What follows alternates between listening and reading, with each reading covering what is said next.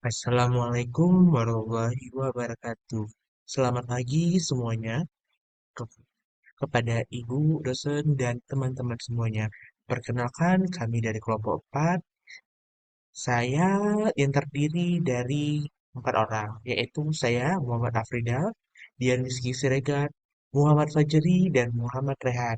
Nah, pada kesempatan kali ini, kami akan mempresentasikan artikel yang berjudul Mathematics Discourse in Secondary Teacher Candidate Lesson a Mixed Method Analysis. Nah, baik, langsung saja kita masuk ke pembahasan yang pertama, yaitu profil artikel. Nah, di sini profil artikelnya yang pertama itu ada penulis. Ada beberapa penulis artikel tersebut. Nah, saya sebutkan ya. Yang pertama Ashley Smith, yang kedua Christopher R. Regis, yang ketiga Sarah B. Bush, yang keempat Robert N. Renaud, yang kelima Siddiq Sony, yang keenam Molly Fisher, yang ketujuh Lisa Imix, yang kedelapan Julian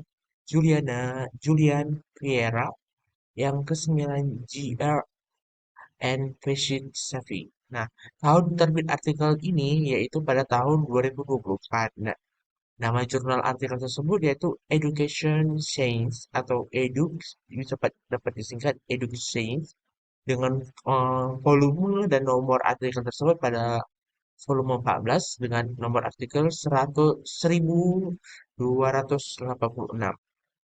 Nah, penerbitnya yaitu MDPI atau dapat kepanjangannya yaitu Multidisciplinary Digital Publish Institute, yaitu yang terletak di Basel, Switzerland, dengan dipublish secara online pada tahun 2004 tanggal 25 November. Selanjutnya kita akan membahas latar belakang dari artikel ini.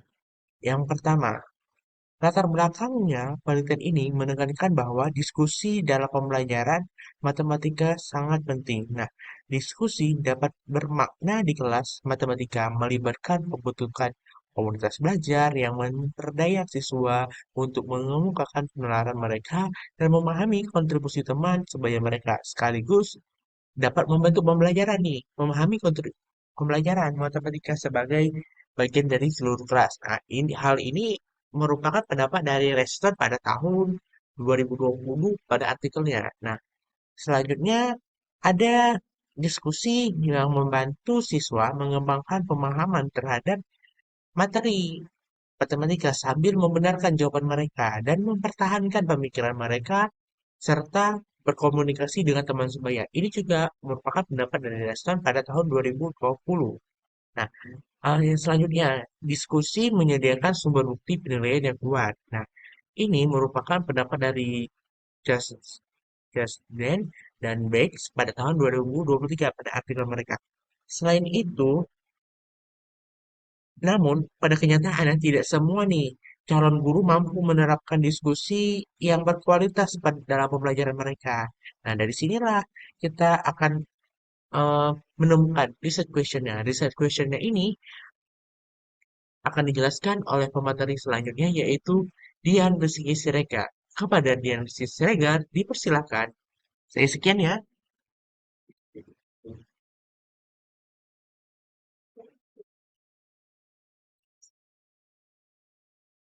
Baik, saya dari Kisregar akan melanjutkan membahas riset Quizen pada jurnal, yaitu berdasarkan latar belakang tersebut terdapat dua pertanyaan penelitian, yaitu yang pertama, sejauh mana calon guru matematika tingkat menengah mengintegrasikan diskurs ke dalam pembelajaran mereka. Nah, yang kedua, faktor apa saja yang memengaruhi calon guru dalam menerapkan diskurs tingkat tinggi dalam pembelajaran matematika? Nah, pertanyaan ini akan menjadi dasar dari penelitian yang akan dilakukan. Lalu, kajian literatur. Nah, di kajian ke literatur, penelitian ini didasarkan pada beberapa teori utama. Nah, yang pertama, konstruktivisme dan communication. Kualitas dan cakupan informasi baru serta kemampuan siswa untuk membangun hubungan dengan pemahaman mereka sebelumnya ditingkatkan melalui interaksi sosial dan budaya. Itu menurut Vygotsky tahun 1978. Nah, yang kedua ada reform based instruction.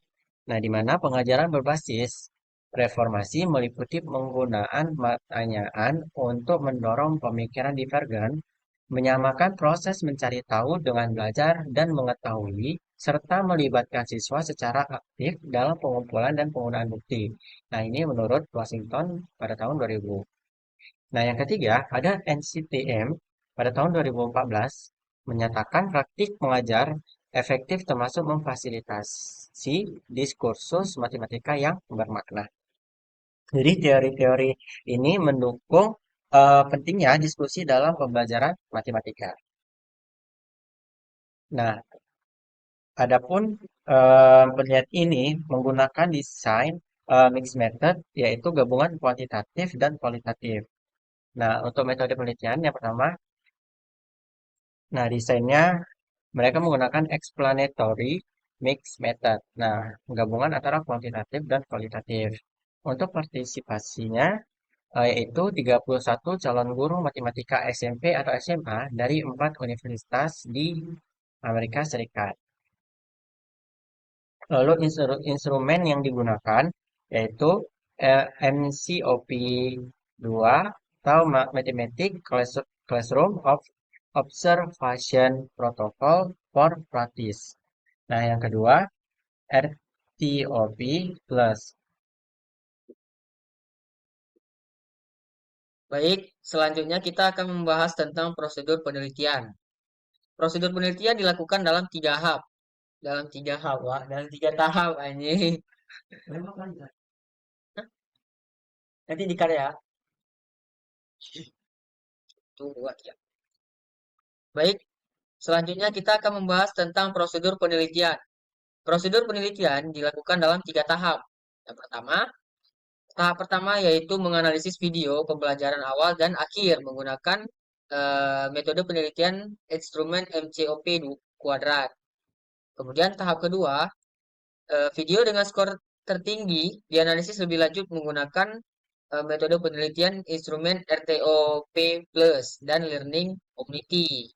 Dan yang terakhir itu tahap ketiga, dilakukan wawancara terhadap calon guru dengan kursus tinggi. Tahapan ini bertujuan untuk mendapatkan data yang lebih mendalam.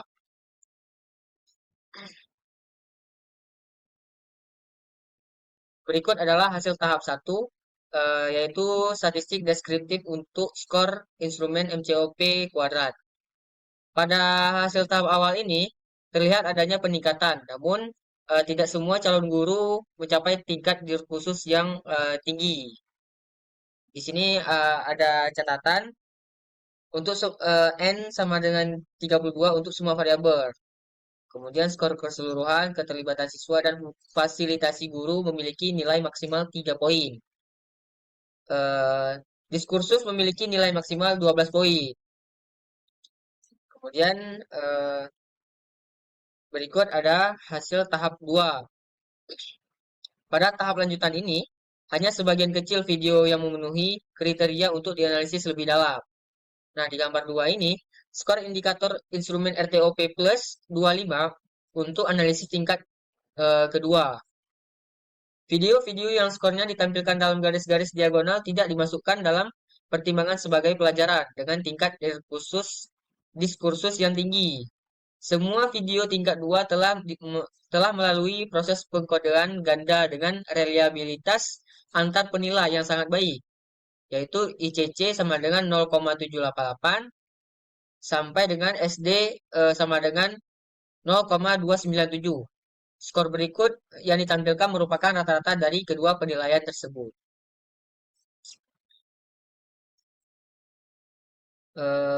Untuk hasil tahap 2 berikutnya akan dilanjutkan oleh pemateri selanjutnya.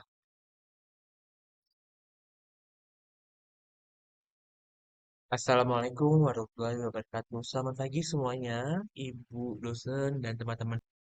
Oke, saya Muhammad Rehan akan menjelaskan tabel 2 yaitu hasil tahap 2 yaitu statistik deskripsi untuk rubrik RTOP plus dan komunitas belajar.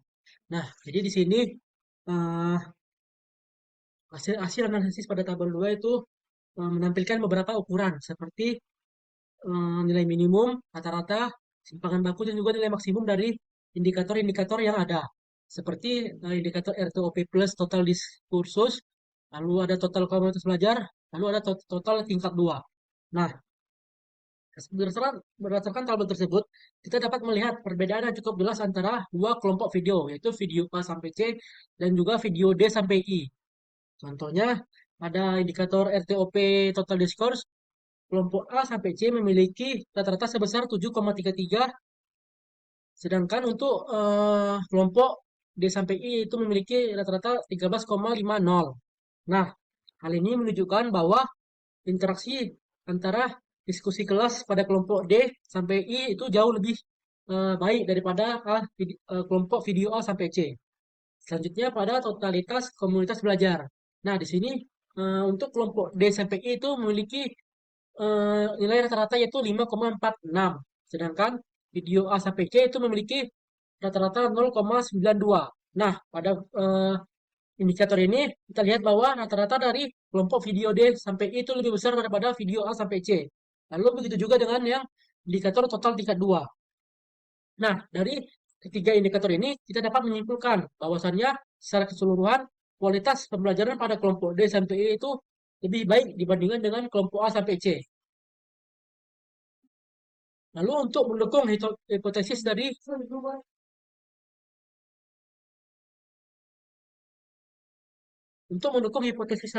tabel yang tadi, kita akan mendapatkan tabel uji T, yaitu uji sampel independen untuk variabel wacana. Nah,